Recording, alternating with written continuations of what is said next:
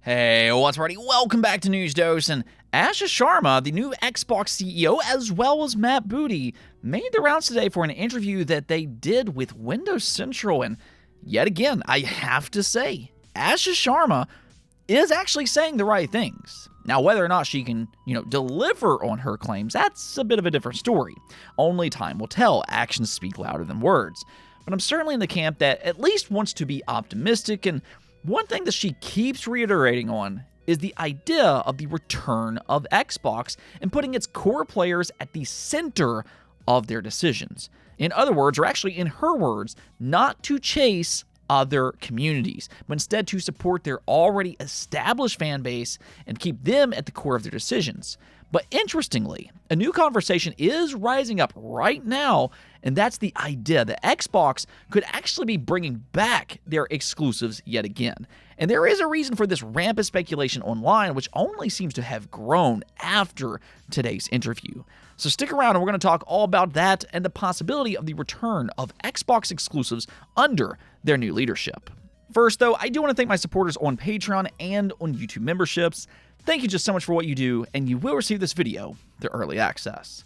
Let's go and get right into things, though, starting off with actually a pretty big story being the official release date for Wolverine. Again, I'm not going to show gameplay for this game just because YouTube doesn't exactly like how much gore is in the footage, but what I will say is that I'm not exactly sure why Sony announced its release date in such a random way. I feel like this announcement, could have been great for a future showcase to, maybe hype up its spring re-reveal, but regardless, Wolverine is officially slated for September 15th.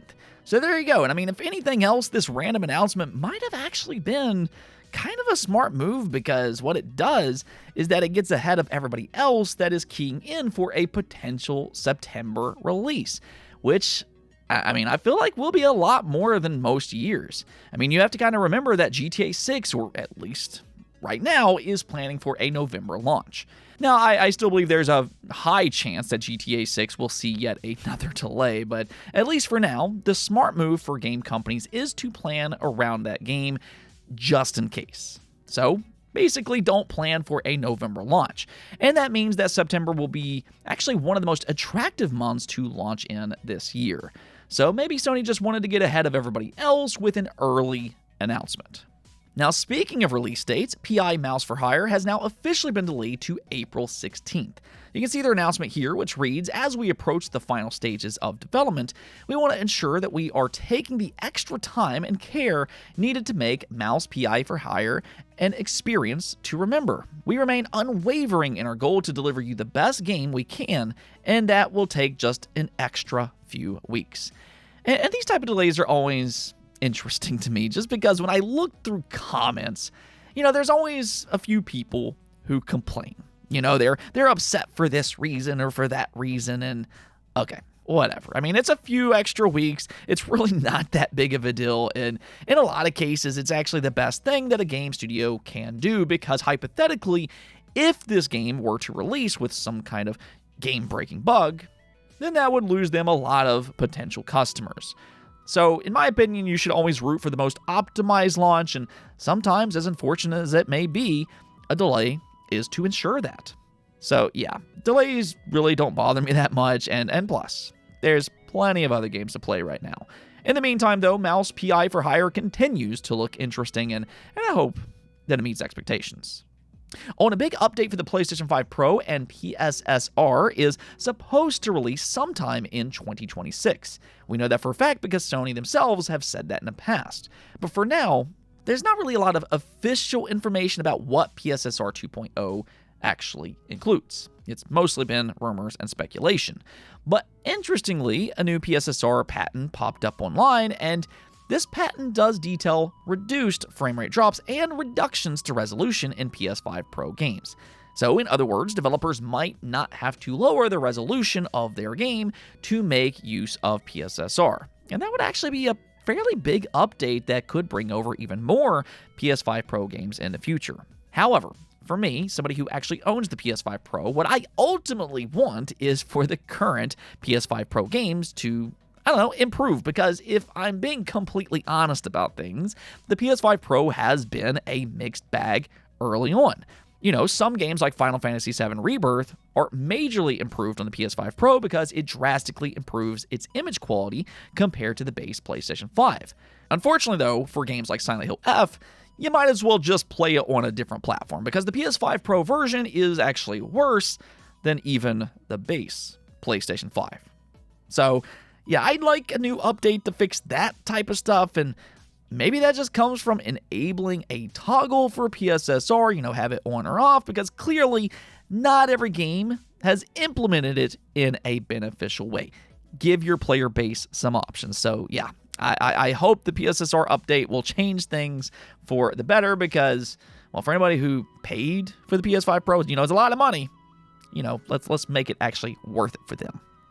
All right, now let's just go and talk about the latest information for Xbox, though, and this comes way of Jez Corden over on Windows Central. He got a big interview with the new Xbox CEO and even Matt Booty, and they had a lot to say. Now, I would highly encourage you to read over the interview yourself. There was a lot of interesting stuff from it, but there's been a very interesting outcome that has come from this interview, and to be fair, this has actually been an evolving narrative pretty much since the day that Asha Sharma first made her announcement that she is the new Xbox CEO. Last week she was asked about Xbox exclusivity and why it's important, in which she simply responded, "I hear you." Now, that doesn't necessarily mean that she is going to go back to Xbox exclusivity, but it does suggest that she will look into it and then make the best decisions based on the information that she has available. And today's interview further leaned into that idea.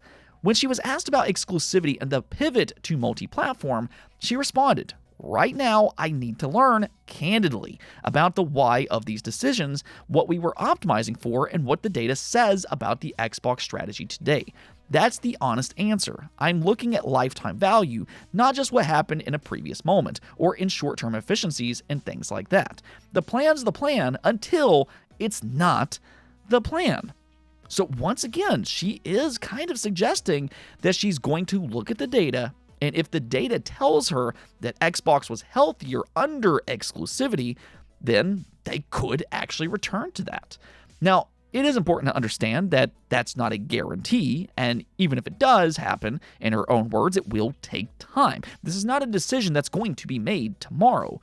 But the plan today, which, is the plan of previous leadership, is only the plan until she decides otherwise, if she decides otherwise. So I actually do think that there is a legitimate reason for the rampant speculation that Xbox may actually return to exclusivity. Now, how likely that return is, that's a bit of a different story. I don't know what she will find in the data, but depending on what she discovers, then there could actually be major changes to their exclusive versus multi-platform strategy. And in fact, she keeps reiterating these two things. One is how she wants to reprioritize their focus on core Xbox fans instead of chasing other communities. And then the other thing is that she wants to prioritize Xbox consoles, which apparently they will have news on that sometime soon. So she is teasing some new Xbox hardware. But my point is that both of those things do kind of rely on exclusive games. The core Xbox community wants exclusives because it positions Xbox consoles as a true competitor and a must-have device if you want those games. The importance for exclusivity, despite what some people will try to make you believe, is that it makes a platform more desirable. And a lot of Xbox fans understand that. It all goes hand in hand. And even more so is that Matt Booty in this same article emphasized that they are built to be a first-party studio and not just a publisher. And, well, what do first-party companies do?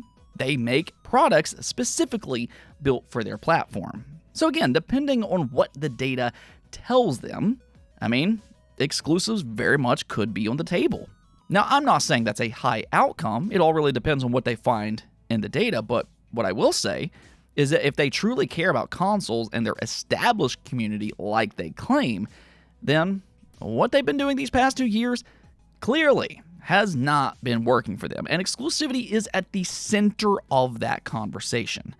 Let me know what you all think about this, though. Do you think that there's actually a chance that Xbox exclusives will return under Asha Sharma, or not. Now, one last thing before we go, though, because Horizon Hunters Gathering will have a closed playtest this weekend for PlayStation 5 and Steam. It will run from February 27th to March 1st, and I think this will be interesting in a sense that impressions will likely leak online. Allegedly, it will have an NDA, but my guess is that we will hear rumblings about it, and I'm curious about this game. You know, it is another live service game that nobody really asked for from a Sony first-party studio, and as I always say, transitioning from a single-player studio to a multiplayer studio is very hard. You know, both styles of games prioritize very different things, and it kind of feels like Sony doesn't really understand that, or at least Herman Holst and Jim Ryan, but, you know, I'll say this much. Guerrilla Games, at bare minimum, does have some experience with multiplayer dating back to the Killzone days. And I very much like Killzone. Now, I don't know how many people still works there from those days, but who knows? I'll at least keep an eye on Hunter's Gathering. I don't really have a lot of confidence in it, and based on the art style, it kind of feels like they're chasing a trend instead of setting one, which is another bad idea for live service, but hey, we'll see. Maybe they'll come out and surprise us all. Anyways, though, that's going to be it for this episode, but until next time, make sure to subscribe, ring that bell, and peace out.